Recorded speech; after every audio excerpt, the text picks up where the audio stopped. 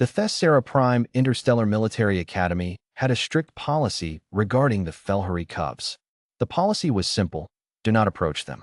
The Felhari were the Conclave's most decorated warrior species, bipedal feline apex predators standing nearly 7 feet at full adult height, with retractable carbon composite claws, a layered musculature system that could generate explosive force in under a millisecond, and a social hierarchy built entirely around dominance, honor, and the memory of every slight ever committed against them or their bloodline. They didn't forgive. They didn't forget. They simply waited, with infinite patience, and then they collected. 3 Felhari cubs had been brought to the academy this semester as part of the Conclave's Youth Integration Initiative, a program designed to foster cross-species understanding by bringing the children of member worlds into shared educational environments from an early age. On paper, it was a wonderful idea.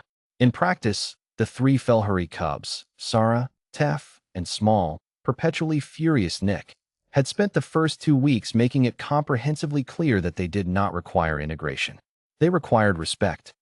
They had already reduced one senior cadet to tears, caused a virali instructor to request reassignment, and on one memorable occasion, cornered a food service robot in the eastern corridor and disassembled it with their bare hands because it had, apparently, moved toward them in a manner they found insufficiently deferential. Aloan, the human cadet from Earth who had been assigned the bunk directly across from Rylan in the third-floor dormitory, watched all of this with the particular expression she wore when she was paying more attention than she appeared to be. Rylan had learned to recognize that expression in the 6 weeks he'd known her. It meant she was thinking. It meant something was going to happen soon that nobody had predicted. The incident that broke everything open occurred on a Thursday. A group of 4th-year cadets, Shin, mostly, large and scaled and possessed of the particular arrogance that came from being the species that had contributed most heavily to the Conclave's last 3 military campaigns, had decided that the best use of their recreational hour was to demonstrate to the Felhari cubs that they were not, in fact, as frightening as they believed themselves to be. Rylan saw it starting from across the common room and felt his stomach drop. The Shin cadets had taken Nick's training tablet, the small one, the one the littlest cub carried everywhere, and had been using, Rylan had noticed, to write something in Felhari script with intense concentration for the past 3 days. Nick was the smallest of the 3 cubs, barely reaching the Shin cadets' waists, and might have been, in some objective sense, described as small and fluffy, which was a description you were only safe thinking if you had never seen what Nick's claws did to a practice dummy. "Give it back," Nick said. His voice was still high-pitched, not fully broken into the subsonic register of adult Felhari, but the quality of it was not high-pitched at all. It was very, very flat. "When you ask properly," said the lead Shin cadet, whose name was Vorik and who had apparently never developed the specific survival instinct that alerts organisms to incoming danger. Sarah and Tef materialized at Nick's flanks. Felhari cubs did not so much move as resolve into new positions, the way a threat in your peripheral vision suddenly snaps into focus. All 3 were low. All 3 had their ears flat. Anyone who had studied Felhari body language, and it was covered, thoroughly, in the Academy's mandatory species relations coursework, would have recognized this as the configuration that preceded something irrevocable. Vorik had apparently not retained that portion of the coursework. Rylan was already standing up. He was 3 seconds too far away. His mind was running the calculation. Time to cross the room. Probable reaction window. Whether interposing himself between angry Felhari cubs and idiot Shin cadets was a plan or just a different kind of catastrophe when Aloan appeared. She hadn't been in the common room 30 seconds ago. Rylan genuinely didn't know where she'd come from. She simply arrived, the way she did sometimes, stepping into the space between the Shin cadets and the 3 cubs, as if she'd been planning to stand exactly there all along. "Hey," she said to Vorik, in the mild, conversational tone she used for everything. "Give it back." Vorik looked down at her. Aloan was not large, by any standard. She was a human, which meant she was soft and medium-sized and visually unthreatening in all the ways that humans were consistently, misleadingly unthreatening until suddenly they weren't. "This is between us and they." "It's really not," Aloan said. She held out her hand. Waited. Something in the quality of the waiting made Vorik, after a moment, place the tablet in her hand. Rylan had seen this before, not often, but enough to recognize it.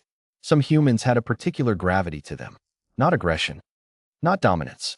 Something older. The thing that happened when something that looked unthreatening turned out to have decided it was done being patient, and the species' memory of every organism in the room caught up with that fact slightly before the conscious mind did. Vorik and his cadets left. Aloan turned to the cubs. Sarah and Tef had relaxed, marginally. Nick had not.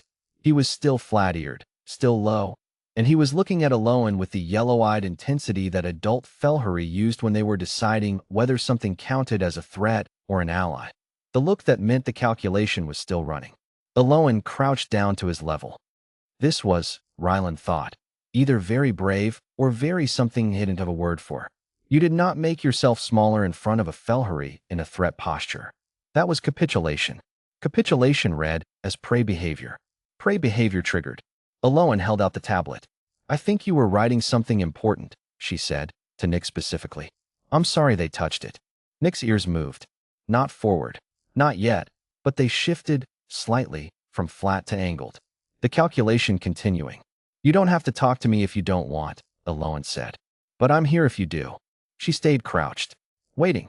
Not pressing. Not retreating. Rylan, watching from across the room, realized he was holding his breath. Nick reached out, slowly, and took the tablet.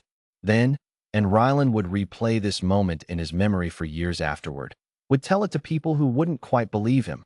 Nick stepped forward, closed the remaining distance between himself and Aloan, and pressed his forehead against hers. Aloan went very still for exactly 1 second. Then, with the easy confidence of someone who had simply known what to do, the way you know things that live in the hands rather than the head, she brought her hand up and rested it gently against the side of Nick's face. And she kissed his forehead. The sound that came out of Nick was not a growl. It was, unmistakably, a purr. Sarah and Tef exchanged a look. The complicated, layered communication of siblings who have developed their own language over years of proximity. Then Sarah walked forward, sat down next to Aloan with the gravity of a small dignitary accepting a treaty, and leaned against her. Tef lasted approximately 4 more seconds before following. Rylan finally crossed the room, moving slowly because he wasn't sure what he was walking into, and found Aloan sitting cross-legged on the common room floor with 3 Felhuri cubs in various stages of draping themselves on her, all of them purring, while she scratched behind Sarah's ears with the focused attention of someone who had discovered a very important task and intended to do it correctly. He sat down across from her. How, he said. They're babies, Aloan said, as if this explained everything. They disassembled a robot. Because it scared them and no one explained it meant no harm. She moved her hand slightly. Sarah immediately adjusted position to maintain contact. In the universal mammalian behavior that Rylan was fairly sure transcended species lines. They're not in a safe place. They're far from home. People keep testing them instead of just. She paused to kiss Tef on the top of his head, a gesture so automatic it appeared to be reflexive, being kind. Nick had fallen asleep against her knee. His tablet was clutched to his chest. Rylan could see now what he'd been writing. Small, careful Felhuri characters, repeated over and over in the methodical way of someone who was practicing, learning to write something. He tilted his head. He'd studied enough Felhuri in xenolinguistics to read it slowly. I am Nick. I am not afraid. Over and over. 100 times or more. The writing of a child who was, very much, afraid, and had decided to argue with himself about it in script until it became true. Rylan's throat tightened unexpectedly. How did you know to do the forehead thing, he asked. Felhuri greeting, Aloan said. Brow to brow. It's what they do with family. She glanced down at Nick. He did it first. I just answered. Most people would have flinched. I know. She said it without judgment. Just fact. I had cats growing up. Like, actual cats, small ones, back on Earth. They do the same thing. Push their head against you when they trust you. A small pause. I think it meant something to him that I didn't pull back. Rylan looked at the 3 cubs, small, fierce, far from home, currently wrapped around a single human girl like she was the safest place in the building, which apparently she was. They're going to follow you everywhere now, he said. Probably, Aloan agreed. She didn't sound bothered. She was right. By the following week, the Felhuri cubs had established a new routine. They attended their assigned classes, They ate in the commissary, and in every interstitial moment of the day, they found Aloan. It wasn't clingy exactly. It was more like they had updated their territory map, and she was in it. They appeared at her training sessions. They materialized beside her in the library. Nick, specifically, had taken to sitting directly outside whatever room she was in when he couldn't be inside it, which the academy staff found deeply inconvenient and which Nick was entirely indifferent to. Their behavior with other cadets changed too, incrementally, but visibly. Not softer exactly. Felhuri didn't do soft, but calibrated differently. There was a distinction now in how they held themselves with people who had been kind versus people who hadn't, a ledger being kept in the precise memory that was Felhuri birthright. Vorik and his friends, notably, found that certain corridors had become inexplicably inconvenient to walk through. Rylan asked Aloan once, in a quiet moment, if she'd thought about what she was doing when she'd walked into the middle of that situation. She thought about it seriously, which was another thing he'd come to expect from her. She took questions seriously, as if they deserved real answers instead of quick ones. I saw 3 kids a long way from home getting harassed, she said finally. And I saw one of them working really hard to be brave about it. She shrugged. I didn't really think. I just knew what it needed. What did it need? Someone to stand in the way. A pause. And then someone to be safe. Rylan thought about that for a long time afterward. The easy, unpracticed fluency of it. The way she'd known, in a situation that had stalled every other cadet in the room. Exactly what each moment required and moved into it without hesitation. Not trained, not calculated, just human. He'd read, in the Academy's Xenospecies literature, that Earth was the only planet in the conclave where the apex predators and their young were regularly kept in domestic proximity, fed by hand, trusted with children. That humans had looked at wild and dangerous things and chosen, again and again, to try for connection instead. Some of the literature called it reckless.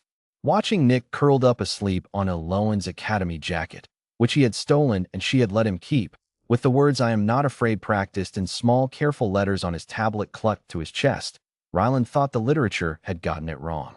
It wasn't reckless. It was the oldest thing humans did. They extended their hand toward the dangerous and the frightened. And more often than anyone predicted, the dangerous and frightened leaned in. At the end-of-year integration report, the Youth Initiative Coordinator noted that the 3 Felhuri cubs showed the highest cross-species social development scores in the program's history. In the notes column, she had written, "Recommend pairing future Felhuri youth cohorts with human cadets where possible." Unclear what the mechanism is. Results speak for themselves. Nick's year-end language portfolio contained one piece of original writing. It said, "I am Nick. I am not afraid. I have a person." He got full marks.